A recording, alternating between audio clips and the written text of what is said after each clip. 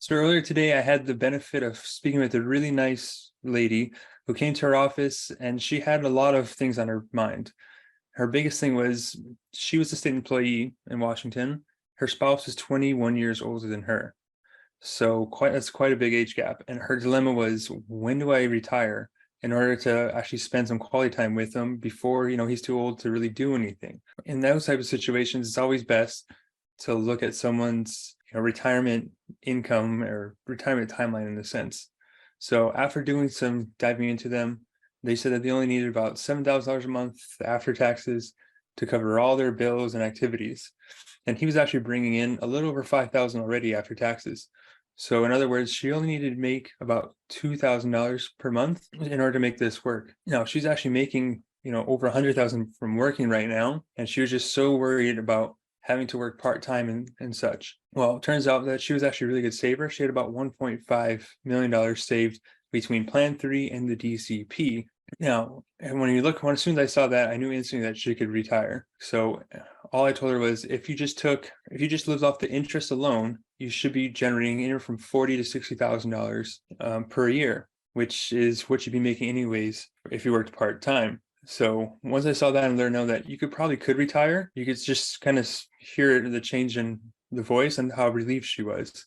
She also had some concerns about healthcare, and she kept asking a lot of questions about, the tap annuity is a good idea. Her thing wasn't about growing money, it was about maintaining it and just being secure, showing that security blanket. So our compromise was, if she actually took $300,000 from Plan 3, moved into tap annuity, given her current age, the payout is 5.4%.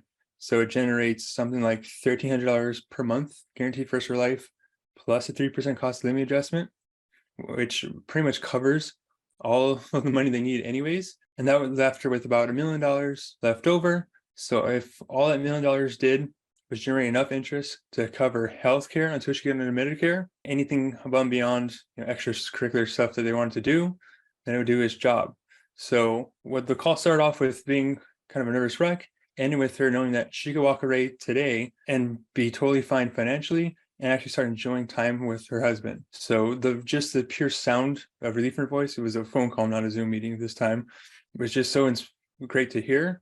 And that's exactly what I do. I love helping people retire early from the state so they can spend more time doing things that they love, hanging out with their loved ones. And on the surface, it may seem kind of like a relatively simple situation, but I run into this all the time. People get so caught up in the emotions and their own numbers that they need a professional opinion to come in and shed some light in the situation and let them know that it is okay. It's okay to stop working. It's okay to make less, to spend time with them, because once they're gone, they're gone. We only live once. So I'm all about helping people retire early. If you guys need this kind of help, I'm always happy to jump on a phone call with you. The link is in my bio. And remember that your future depends on what you do today.